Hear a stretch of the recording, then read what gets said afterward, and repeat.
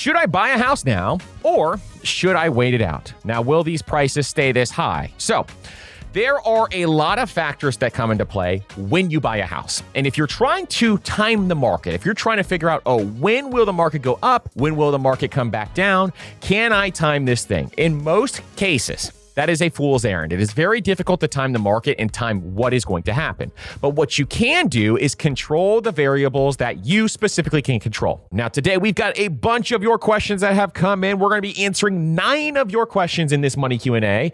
And I'm really excited to go through each and every single one of these. So the first question we're going to be going through, $10,000 net take home after taxes and 401k max. What budget breakdown should they have with that $10,000 net take home pay? Question 2 is someone makes way too much to invest directly into a Roth IRA, and we're going to tell them what to do based on that situation. Question 3, I have $35,000 in savings. What's the max I should use to pay for a car in cash? Question 4, should you buy a house now or wait it out, and will these prices stay this high?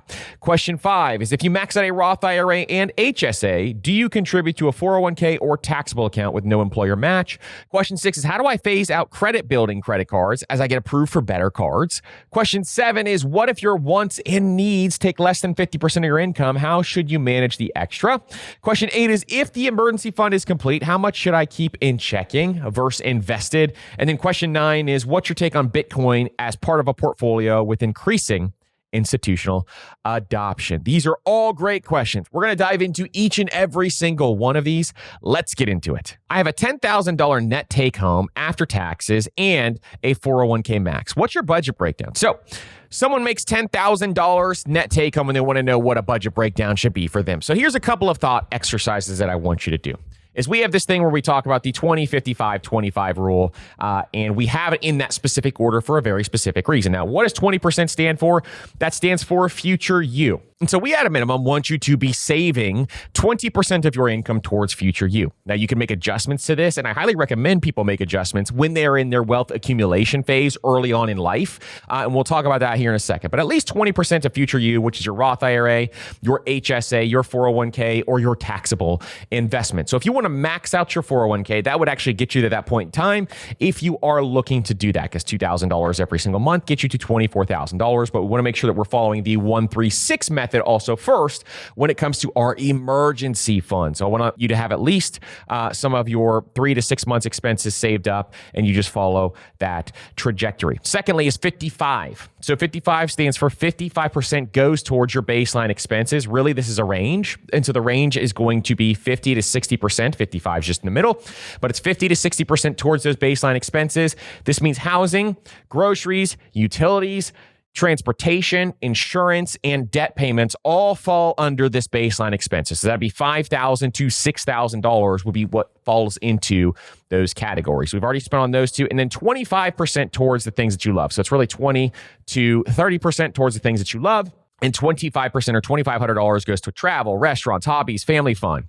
If baseline expenses are lower, you can increase this amount. But what I highly recommend for a lot of people is to look at the things you love budget there and say to yourself, well, is financial freedom something that I love? Because you can allocate more dollars towards your freedom if you take a portion of this and put it towards future you. Now, if you want to enjoy life more now, the reason why we have this flexibility within this budget is that you can look to enjoy life more now if you want to, with that 25% number. But if you are looking to retire as fast as you possibly can because you hate your job or something else, you can actually take this entire 25% or a good portion of it, a good chunk of it, and you can put it towards future you and increase future you to like 40% if you wanted to, or you can increase it to 30% if you want to. And this is where the flexibility of this actually comes into play. Now, if your baseline expenses are lower, if you live in a low cost of living area and your baseline expenses are even lower, you can put some of those towards future you, or you can also put some of those towards things that you love. So this is the way that we want to look at this when we break this down, is we want to make sure that we have it in these 3 categories, and then we decipher, what do we truly value? What are my true values when it comes to building wealth and money? And how do I want to look at this and allocate these dollars? But this is the guideline that I would start with, and then you can start to allocate and break it down even further based on your own personal expenses. Question 2 is we fortunately or unfortunately make too much money directly to invest in a Roth IRA. Can you please help? And how do we do this? So the number one thing that I do in January of every single year is I do what is called a backdoor Roth IRA. And I think we talked about this a little bit previously in the last Money Q&A as well. But in the backdoor Roth IRA, this is a way for you to still get dollars into your Roth IRA if you make too much money. So at the beginning of every single year, what you want to do is you want to open a traditional IRA.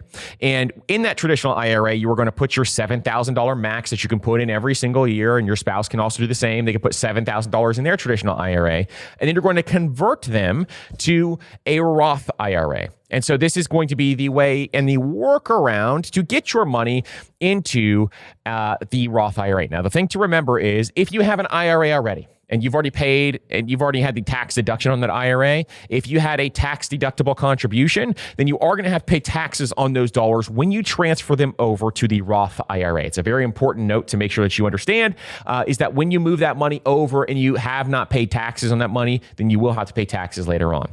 If you make a non-deductible contribution, then you will not have to pay taxes on that money because you just haven't paid tax yet. So typically I make non-deductible contributions in January of every year, and then I start to move the money over to the Roth IRA after that, and I do the conversion. Now, where do I do this? I like to do this in Vanguard because Vanguard knows that a lot of its customers do this, and so Vanguard makes this so incredibly easy. There's less forms to fill out than other places that I've done it. I've had an account at like Merrill Lynch before, and they made it very difficult to do the backdoor Roth IRA, and so this is my favorite way to do it and be able to actually ensure that the backdoor Roth IRA is actually done and it's seamless. And I really, really like to reduce friction when it comes to finances, and so that's why I use Vanguard for my Roth IRA, because it is frictionless when you do the backdoor conversion. Not sure how Fidelity is. I haven't done it there yet, but Fidelity, I'm sure, is fairly easy as well for a lot of folks. So if you are a high earner, make sure you look into the backdoor Roth IRA. You can do it. Your spouse can also do it, and you can have two going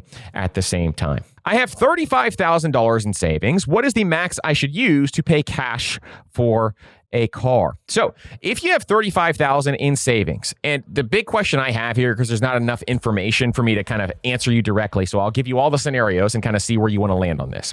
But if that $35,000 was set aside for a car purchase, then you can use the $35,000 for the car purchase. But if that was set aside for like your emergency fund or something else, what I would recommend is looking into, either saving some additional amount for a car purchase or following some of our methodology that we talk about when you purchase a car. Because if you're going to, paying cash for a car is by far the best way to buy a car because it is a depreciating asset. And so paying cash for it at least allows you to buy a depreciating asset. But if you realize, oh no, this was for my emergency fund or this was for something else, and this is the only cash savings that I have, then most likely I wouldn't use all of that for a depreciating asset. That would not be a good transfer of wealth. And so what I would consider in that situation is I would not use my emergency fund, but I would consider, going out and figuring, how much car can you afford? And so we talk about this all the time, but I like for people to at least put at first 20% down. And the reason why you put 20% down is because if you drive a car off the lot, specifically a new car, it is going to depreciate 20 to 30% within the first year. And when it depreciates that amount, if you get in some sort of accident within the first couple of years, you could be underwater on that car and paying out of pocket instead of the insurance company helping you get a new car. And so I want to make sure that most people listening at least put 20% down. Now, there's also gap insurance. That is very true. And with gap insurance, this is something where you have to weigh out the cost, the pros and cons of having the gap insurance versus just putting the 20% down and getting the car paid down because you're going to have to pay it down anyways. And so that's the first thing I want you to think through is the 20% down. The next number is going to be 4. Now, 4 is a big time number because a lot of people will try to stretch out their car payments for 5, 6, 7, 8, 9, 10, 20, 30 years, whatever you guys do. And I'm just kidding. It's usually like around 5 to 7 years is what a lot of people do with their car payments. I've seen them stretch out even longer. But when that happens, that means that you are perpetually going to be having a car payment forever if you just keep stretching your loans out. Instead, I'd like you to have a shorter time frame, 3 to 4 years, where your car loan is only that 3 to 4 years, okay? And that is going to be a really important number for a lot of different reasons, but one of which is that you want to make sure that you just don't have car payments forever. It is really important to not have those car payments forever when you're doing this. The next number is 12. 12 is the maximum amount of your actual income that you should be spending on a car ever in terms of this is going to be every single cost from your car payment all the way up to insurance, gas, and any other maintenance items. 12 is the max. So 7% around there is usually what we want to spend on your car payment, 7% or less. And then the remaining 5% is going to be going towards maintenance, gas, insurance, those types of things. And then the last number is 10. And I want you to drive this car for 10 years or longer if possible. And that is going to allow you to have 6 years with no car payment. And in addition, you can take those extra dollars, put them towards investments, and achieve financial freedom even faster. See, what most people do in the lower to middle class is most people in the lower to middle class put a lot of their net worth into their car. That is what I want most wealth builders not to do, because it is a depreciating asset. It goes down in value over time. And so when you're looking at that vehicle, the last thing you want to do is put all of your dollars in something like a depreciating asset. If you look at people with a net worth under $10,000, and this is from Census Bureau information, but people who have a net worth under $10,000, typically the majority of their net worth is actually in their car. And that's the sad reality, is the majority of their net worth is in a depreciating asset. People who have a net worth of $10,000 to $100,000, a lot of their net worth, the majority is either in their house and their car. So it's vehicles and transportation. This is something I want you to realize as I'm talking through this, okay? People who have a net worth between $100,000 and $1 million, typically their net worth is going to be in retirement accounts and their house. Those two things, okay? People with $1 million to $10 million, this is where the interesting part comes in. It's going to be retirement accounts and it's going to be businesses, and above $10 million is typically businesses are the majority of their net worth. And so that's where I want you to think through, well, most people in the higher levels do not have the majority of their net worth in vehicles. And so you want to try to avoid that if at all possible. Now, when you are just starting out, obviously a vehicle is going to be a huge purchase for you, but I would just want you to think through that as you go through this. Now, if you can buy a used, reliable car, and you can find one that you can pay for in cash, then I would definitely do that. And you can just use the rest of the money that comes in that you would use towards a payment and keep those dollars invested. That is the key when it comes to this. One of the most important things that you can do today is making sure that you have a financial protection plan. And the number one thing that I do when I want to protect my finances online is I use a service called Delete Me. And what Delete Me does is they are a service that goes and removes your personal information from data brokers. So if you're not aware, if you Google your name, or you Google your phone number and in quotations, see what comes up. You're going to see a bunch of your information on the internet. What Delete Me does is it goes to those data brokers and gets that information removed. This is risky to have your information out there because there are so many data breaches happening right now. And if some criminal gets a piece of your personal information, they can use that information and try to piece together the rest of your information. And they can go out and open bank accounts in your name. They can open loans in your name. They can try to figure out ways to hack into your financial system. And that is going to be something that you want to avoid at all costs. It can be absolutely detrimental to your finances if you do not have an online protection system. And so for everyone out there, if you do not use a service like Delete Me, I highly recommend it. If you go to joindeleteme.com/PFP20, that will get you 20% off Delete Me plans. What Delete Me does is they go to these data brokers, they get your information removed. The first time they did it for me, I got my information removed from thousands of different websites. I am not exaggerating. It's absolutely crazy the amount of websites that had my personal information on there. And so it is really, really valuable work that Delete Me does. I cannot recommend it enough. So if you go to joindeleteme.com/PFP20, that'll get you 20% off Delete Me's plans, and they are really affordable for the amount of work they do. They also continuously monitor to make sure your information is continuously getting removed. And again, so go to joindeleteme.com/PFP20. Should I buy a house now or should I wait it out? Now, will these prices stay this high? And this, for reference, is someone in Charlotte, North Carolina. So there are a lot of factors that come into play when you buy a house. And if you're trying to time the market, if you're trying to figure out, when will the market go up? When will the market come back down? Can I time this thing? In most cases, that is a fool's errand. It is very difficult to time the market and time what is going to happen. But what you can do is control the variables that you specifically can control.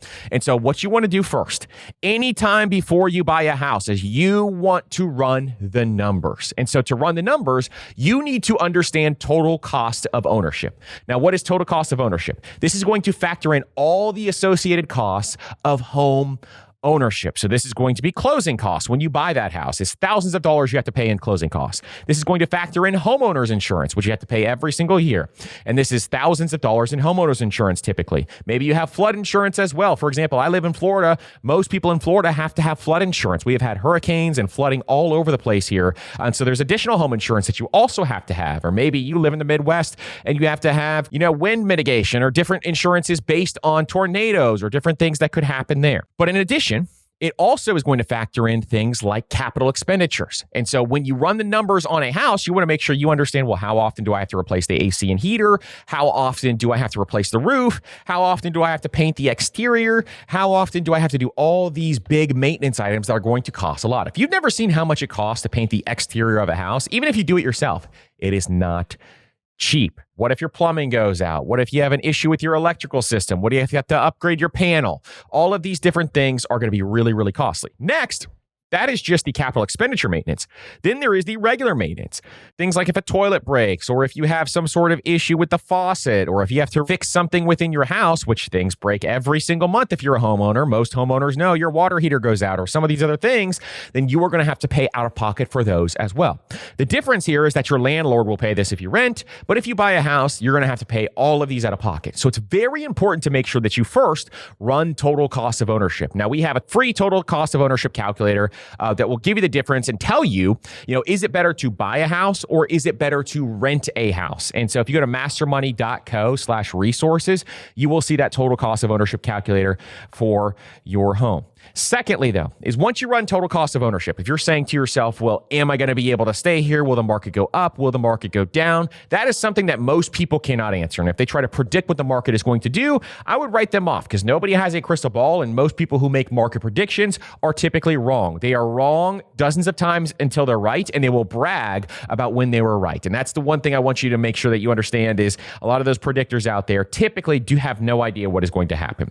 Now, if I was a betting person, it'd be something where over the course of the next couple of decades, house prices are going to be higher than they are today. That's just what I would bet if I was someone who was in the prediction game, is that over the course of the next couple of decades, house prices will be higher than they are today. But again, homes appreciate, 3% in value every single year on average. You can make more in a high yield savings account right now than you could on what a home price would gain because you factor in total cost of ownership. Now, you may be saying to yourself, well, I bought a house in 2020 and it's gone up hundreds of thousands of dollars. And that may be the case. But at the same time, you still have to factor in all the total cost of ownership, which is a big, big difference in terms of the total return. Next, you also need to understand that for most people, you need to think that you would stay in that house at least 7 years, but really my real rule is 10 years. Because if for some reason you go out and buy a house and the market goes down, you need to have enough time available to be able to recover from that downturn. And so 10 years or more is what I really want you to do if you are going to buy a house. So you need to plan to stay in that location for 10 years, A. Are you going to stay there, or is there an option? Like, are you going to stay there for maybe a couple years, or you're unsure, then maybe you want to rent. But if you know you're going to plant roots there and you're going to stay there, then it is much better to consider buying a house based on you wanting to plant roots there. And if you have a stable job, that's great. If you have an emergency fund, that's great. You need to also have a fully funded emergency fund 6 months before you go out and buy a house, because things with houses will happen over and over and over again. In fact, I don't even utilize my emergency fund for a lot of housing issues now. I've actually created a separate housing category within my bucket method, my high yield savings account. And I actually have a separate savings for house expenses because they happen so frequently. And I have a brand new house. I built a brand new house in 2020, and I still have things come up within that house. So it's something you definitely need to make sure that you are budgeting and saving for, because housing costs keep continuously rising. But if you are running total cost of ownership and it looks good to you, if you're planning on staying in that location for 10 years or longer, and if you have a fully funded emergency fund and you have enough for the down payment to be able to get out there and get started, then more power to you. There's nothing wrong with it. But also you need to just make sure that when you buy that house, your mortgage payment needs to be less than 30% of your income is spent on your mortgage and housing costs. And so all of that needs to be factored in. The total cost of ownership calculator will help you with that. But that's how I would look at that situation when I am looking at buying a house. The next question 5 is, if I max out my Roth IRA and HSA, do I next contribute to a 401k or a taxable account? I get no employer match. So for me specifically, I would still contribute to a 401k next. So it would be, the Roth IRA, the HSA, and then I would go to the 401k would be the next place I go. Reason for that is you still get some great tax benefits with the 401k, specifically in the year that you are contributing to that 401k, your money's going to grow. And then when you pull the money out, you will pay taxes on those dollars later on. Now, the thought process is most likely when you are retired, you will be making less money. And so the tax burden could be much lower than it would be today when you are making better money than you would be in retirement. So that is one thought there. Now, they do, obviously, the 401k has other factors like required minimum distributions when you turn 73, meaning you're going to have to withdraw money at the age of 73. But I really do like the 401k, and that's the next thing I would do. I contribute to my 401k. Absolutely love it. And it's something that I really, really like. Now, if you plan on retiring early, a second consideration could be the taxable account because it gives you more flexibility, but you just have to understand that you will be paying taxes on those dollars on the gains when you pull that money out. So say, for example, that you make $250,000 per year. And you are a great earner, you're making really good money. Well, if you make $250,000 per year and you're making really good money, then you will likely pay 15% on the gains on that money. So when you sell a stock, that is when you'll pay on the gains of that money. So if you're selling stock to withdraw money to live on, then you will pay that 15% tax on those gains. So just making sure that you understand the tax implications of a taxable brokerage account is a really important thing, but it does allow flexibility. If you want to retire early, or if you're someone who wants to just have more flexibility within your financial situation, it is a great account to have. But my specific order for most is to look at the Roth IRA and HSA, 401k, and then the taxable comes in after that because of those great tax benefits that you get with the 401k. All right, the next question is on question 6. How do I phase out building credit cards as I get approved for better cards? So this is a fantastic question.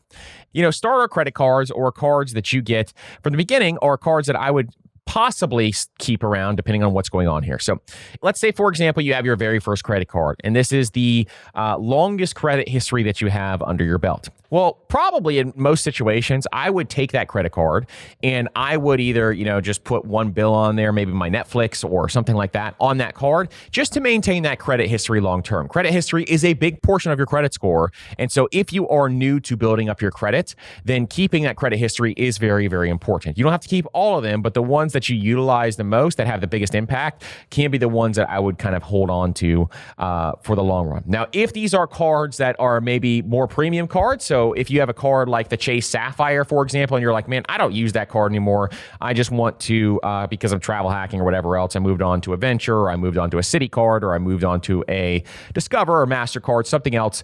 What you can do for a lot of folks, instead of closing those credit cards, is you can downgrade those cards to the free version. So if your cards have no annual fee, there's no reason to really close them. You can just kind of maintain them and try to keep them open so you can have that credit history.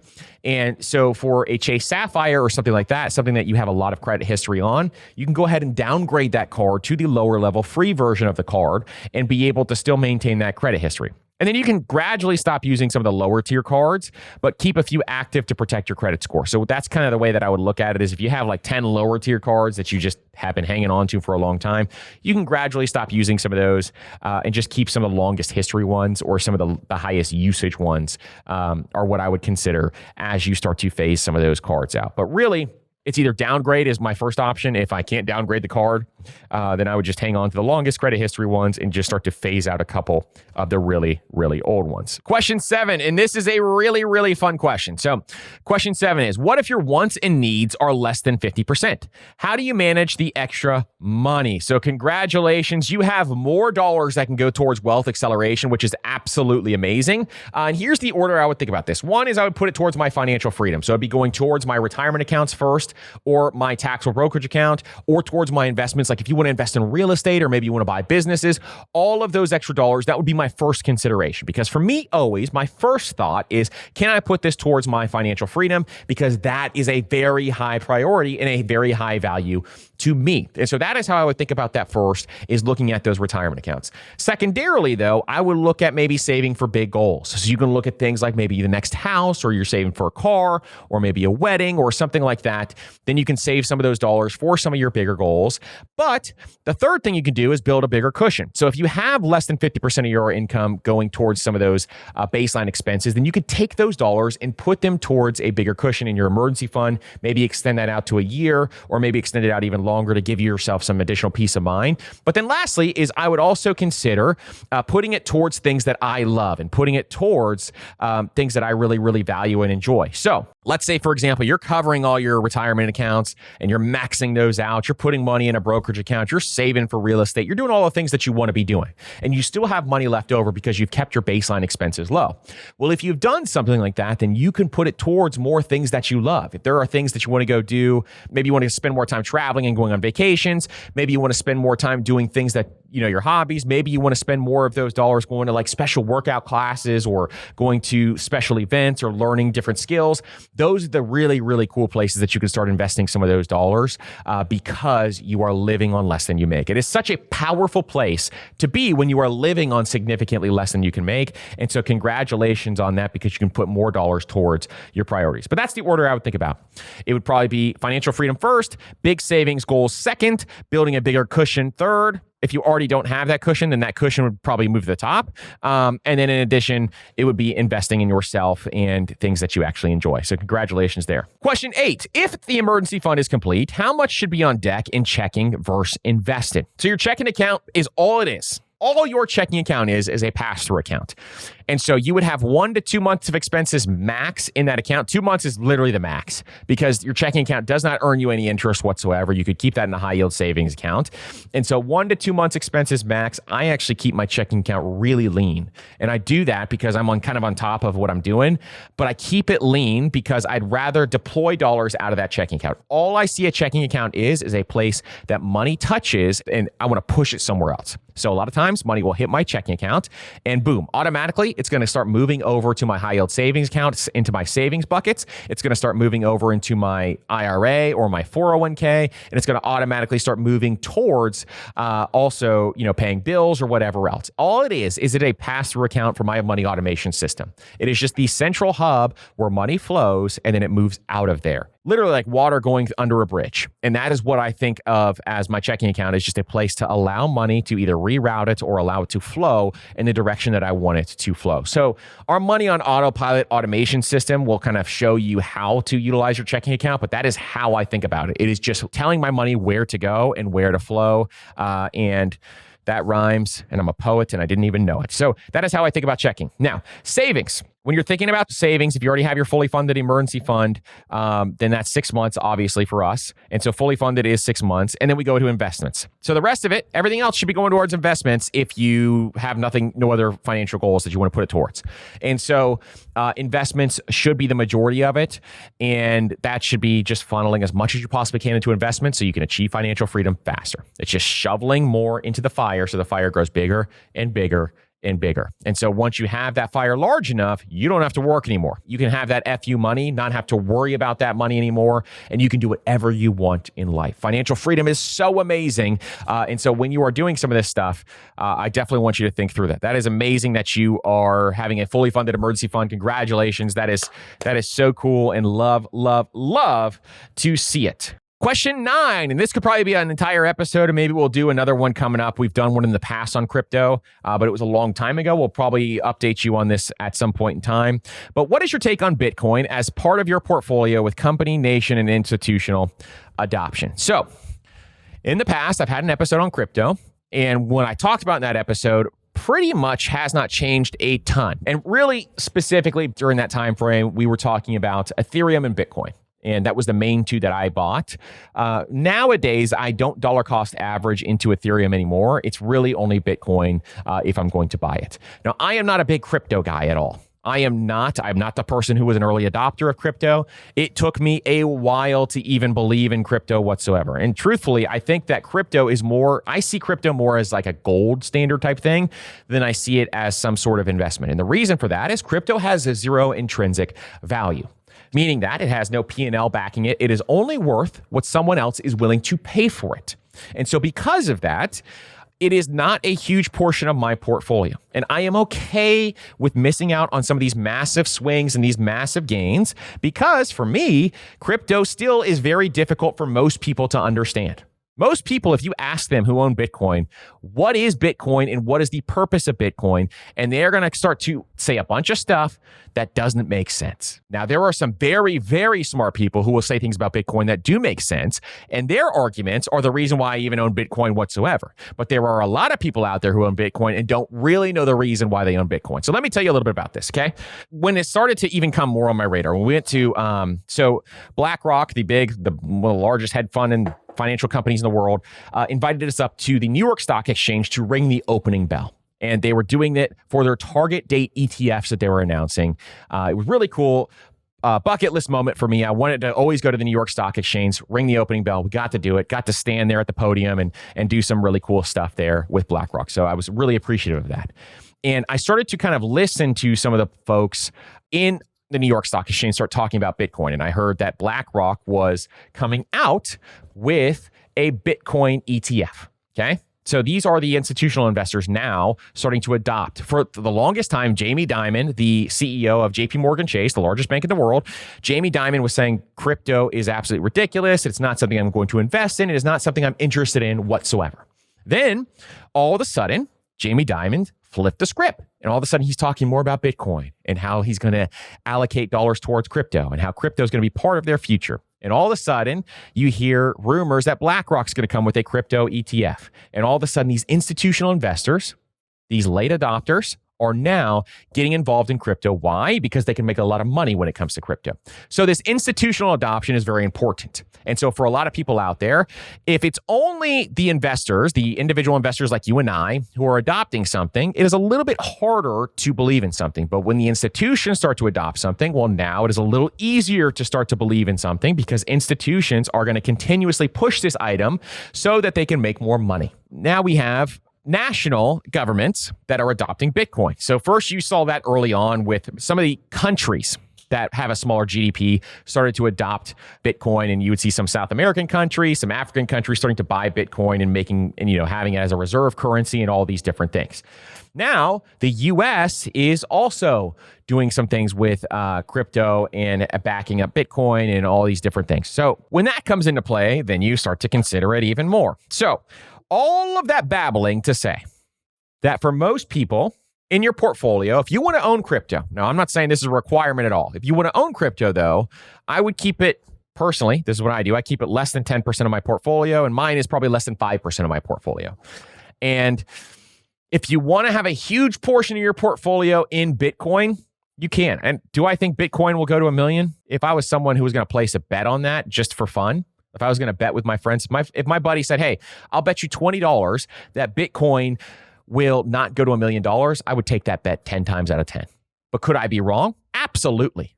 And so this is something where if I was making a small wager bet with buddies, again, I would make the bet. But I don't know. And so I would bet that Bitcoin would go to $1 million. But again, I am not someone who has a crystal ball, and I would not take my prediction as something that you should utilize to move forward and make an investment decision, because you should not. So what I do is I dollar cost average into Bitcoin every single month. The way I do everything else is I take a set amount of money and I buy a set amount of Bitcoin every single month. Well, it's a fraction of Bitcoin. I'm not going to buy a Bitcoin every single month. That'd be $75,000 a month at the time I'm recording this. So that is what I see at Bitcoin right now. Small portion of your portfolio. If you're going to buy it, dollar cost average in. All the other coins are just lotto tickets right now, in my opinion. That's just my personal opinion. Every other coin is a lotto ticket, like XRP or Ethereum or all these other things. You're just hoping something's going to happen for those to be even more relevant than they are. Now, they could be very relevant at some point in time, but the rest, in my opinion, are just lotto tickets. And if you are buying things like, if you're buying meme coins, those are just extreme lotto tickets. Those are Powerball tickets. So all in all, to say that, in my opinion, this is just my opinion, you don't have to listen to me, but in my opinion, I am not going to put a huge portion of my net worth into crypto. Now, if it turns into a huge portion of my net worth because I bought Bitcoin and it goes to $10 million per coin or whatever else, fine. But I'm not going to put a huge portion of my net worth into Bitcoin. I'm just going to dollar cost average. I'm not going to try to time the market. I'm not going to try to figure out when it's going to go up or down. I'm just going to continuously buy it every single month like I do everything else. I do things pretty boring around here. We are boring investors. We are long-term investors. We play the long game. And if I was betting, I would say Bitcoin's going to be worth a lot more than it is today in the next couple of decades. And so that is why I am going to just continuously keep buying it and just keep, as Nick Majuli would say, just keep buying. And so that is how I think about that moving forward. So listen, thank you so much for that question as well. And thank you guys so much for sending in your questions. If you have any questions, again, join the Master Money newsletter by going to mastermoney.co/newsletter. And don't forget to follow us on Spotify, Apple Podcasts, YouTube, or whatever podcast player you love listening to this podcast on. And if you're watching on YouTube, hit that subscribe button right now, because most of you watch, but you do not subscribe. I want to see you hit that subscribe button. Go ahead right now. Just go ahead. Push it. Bing. All right. And then thank you again so much to everybody else who is listening to this podcast. Our goal is to bring you as much value as we possibly can, and cannot thank you enough for being here. And we will see you on the next episode.